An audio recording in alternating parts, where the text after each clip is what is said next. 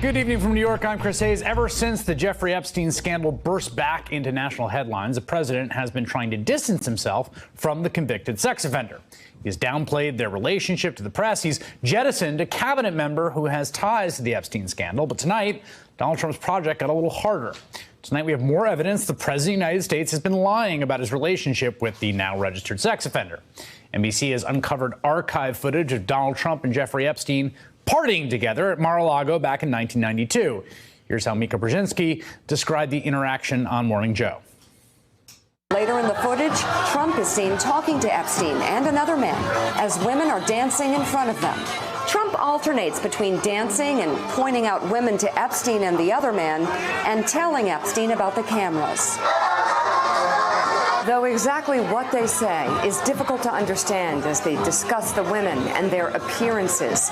Trump gestures to one and appears to say to Epstein, "Look at her back there. She's hot." And then Trump says something else into Epstein's ear that makes him double over with laughter.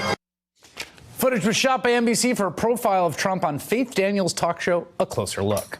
Trump's behavior in the rest of the episode hasn't aged super well.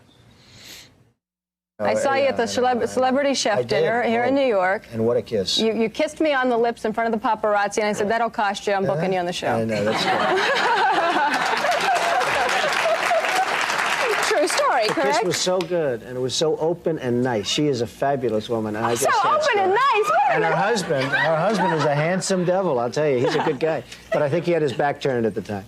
But, yes. So we had a good time. That would be it? That's your choice? Look around. What kind of woman do you like? No, not my choice. I think my choice might be you. Look at the legs on her. Boy. I probably would have been in a corner with my thumb in my mouth and just going, you know, Mommy, take me home. I want to go home. Well, you certainly aren't doing that. We saw evidence of that. No, I'm not. No. Somebody else's thumb in my mouth. In your case, I mean, we've already gone through all the scandals. There'd be nothing left to uncover, haven't we? I mean... You might be right. Yep, no more scandals after that. As recently as 2002, Trump was singing Jeffrey Epstein's praises to New York Magazine. He's a lot of fun to be with. It is even said that he likes beautiful women as much as I do, and many of them are on the younger side. No doubt about it, Jeffrey enjoys his social life. The New York Times reports that back in 1992, the same year as the NBC footage, Trump attended a party with just Epstein, just him and Epstein, and, quoting, 28 girls. He dismissed a business partner's warnings about his friend's conduct. I said, look, Donald, I know Jeff really well. I can't have him going after younger girls. That was the warning, Mr. Maharani remembers. He said, look, I'm putting my name on it. I wouldn't put my name on it and have a scandal. Now Epstein is currently in jail, newly accused of sexually exploiting and abusing dozens of minor girls. So this is what President Trump said about Epstein just last week. Well, I knew him like everybody in Palm Beach knew him. I mean, people in Palm Beach knew him. He was a fixture in Palm Beach. I had a falling out with him a long time ago. I don't think I've spoken to him for 15 years. I wasn't a fan. I was not, a long time ago. I'd say maybe 15 years. I was not a fan of his, that I can tell you. Trump tried to distance himself even more from Epstein days later, pushing out his Secretary of Labor, who, as U.S. Attorney, gave Epstein the infamous sweetheart deal when he was accused of the same crimes over a decade ago. Epstein is expected to find out tomorrow whether he'll get bail, but prosecutors say he's a serious flight risk. Today, prosecutors told the judge Epstein used a foreign passport with a fake name to enter several countries in the 1980s. What? Including the UK, France, Spain, and Saudi Arabia. They say the passport was found inside a safe, and then I quote again here, along with $70,000 in cash and just 48 loose diamonds, like you do.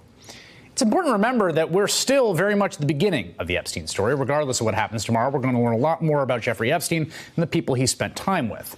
And that's what Donald Trump doesn't want you to see. It's what he doesn't want you to talk about. Joining me now, Mark Fisher, senior editor at The Washington Post, author of Trump Revealed, the definitive biography of the 45th president. What is your reaction to that footage as someone who wrote a book about the guy? Well, you have to remember that this is taking place at a time when Donald Trump's empire is falling apart. He's gone through 6 bankruptcies. His real estate and casino businesses are in a state of virtual collapse. His marriage with Ivana Trump has also collapsed. He's even broken up with Marla Maples, who would eventually become his second wife. So he's looking to improve his reputation, and it might seem curious that he would choose to do so by holding a party with Jeffrey Epstein, where he knows there are our cameras from NBC. But in fact, he does see this as a way to enhance his reputation because he points out to Epstein that the NBC cameras are watching them as they are guffawing and poking one another with glee about the 28 women who are there. These are NFL cheerleaders, by the way. This party was in commemoration of the Buffalo Bills playing the Miami Dolphins that weekend, and these were mostly Buffalo Bills cheerleaders who were at the party. I mean, I guess there's a question always about what is known in the circles that Epstein is running in this time about what his predilections are. Well, certainly Donald Trump knew that. In fact, Trump, his one shining moment in this whole sordid episode came around that time when Trump actually banned Jeffrey Epstein from Mar-a-Lago, although Epstein had been a rather frequent guest there and Trump had made return visits to Epstein's estate just down the road.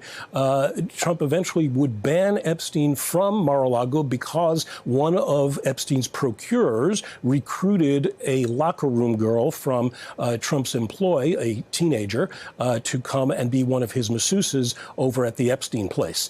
So that was that may not be the falling out that Trump is talking about in the clip you showed. We're not exactly sure which one he's referring to there, but it certainly was the beginning of the end of their relationship. We should note that it appears that one of the women who has been accused of being one of those recruiters, at least in the Miami Herald reporting, Ghislaine Maxwell, appears to be in the footage of this party as well, which struck me as notable, given the fact that the woman who comes on the record and speaks to the Miami Herald and is on tape accusing Maxwell of recruiting her from Mar-a-Lago to then be essentially sexually abused by Jeffrey Epstein, that Maxwell is also at this party.